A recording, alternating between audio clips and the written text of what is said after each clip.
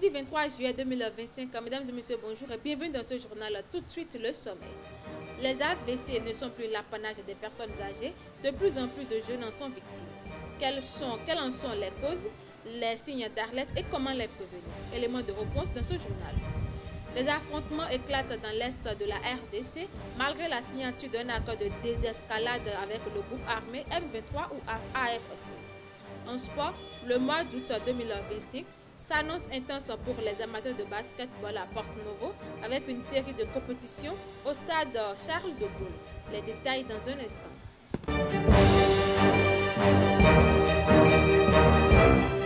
Rebonjour chers fidèles internautes. Autrefois associés aux personnes âgées, les AVC touchent aujourd'hui de plus en plus de jeunes. Stress, alimentation, mode de vie, les causes sont multiples.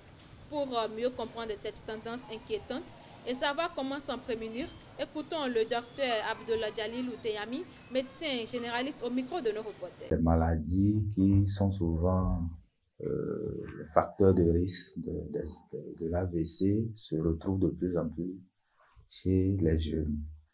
Par exemple, l'hypertension artérielle, le diabète, qui sont la plupart du temps les deux principales maladies à la base des AVC, se retrouvent beaucoup plus chez les jeunes ces dernières années. Les facteurs de risque de l'hypertension artérielle aussi, qui sont la mauvaise alimentation, la consommation excessive d'alcool, de cigarettes, la sédentarité, le stress aussi accru, qui fait partie du quotidien des jeunes, fait que cette maladie se retrouve dans cette tranche de la population.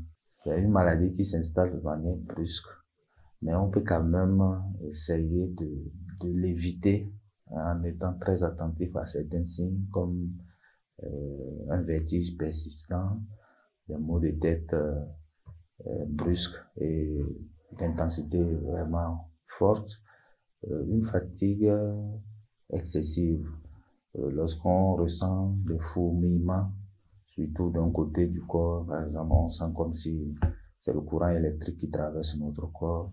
Donc, il faut vraiment courir pour aller se faire consulter. Et les conseils, c'est de tout faire pour maintenir une vie saine. Il y a déjà cité tout ce sur quoi il faut agir. C'est une activité physique régulière, une alimentation équilibrée, variée, gérer au mieux tous les types de stress, éviter de fumer et de consommer de manière excessive l'alcool. Je pense que si on agit sur ça, plus le fait de toujours consulter à temps et de mieux se traiter pour les différentes maladies qu'on a, je pense qu'on peut facilement éviter ces cas d'AVC-là. Je reviens aussi pour ceux qui sont hyper tendus, c'est pas là même, c'est le gros risque. Certains ne prennent pas du tout même leur traitement parce qu'ils se disent, bon, c'est pas sûr que j'ai l'hypertension, ou d'autres même qui se soignent mais qui sautent. Ils peuvent abandonner le traitement pendant plusieurs mois et puis revenir lorsqu'ils commencent pas à sentir les symptômes, ils reviennent sur le traitement. Ils font des zigzags comme ça, c'est même les plus exposés à l'AVC parce que lorsque le traitement est interrompu, les chiffres tensionnels augmentent exponentiellement.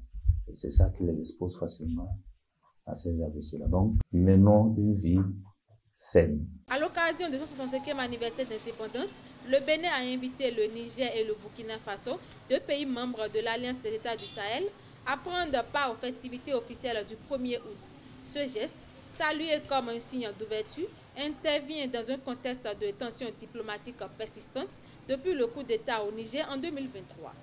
Le gouvernement béninois affiche ainsi sa volonté de renouer le dialogue et d'apaiser les relations sous-régionales. L'Agence nationale d'aménagement du territoire a organisé un atelier régional à Niki pour vulgariser le guide méthodologique du schéma directeur d'aménagement communal dans le Borgou et la Liborie.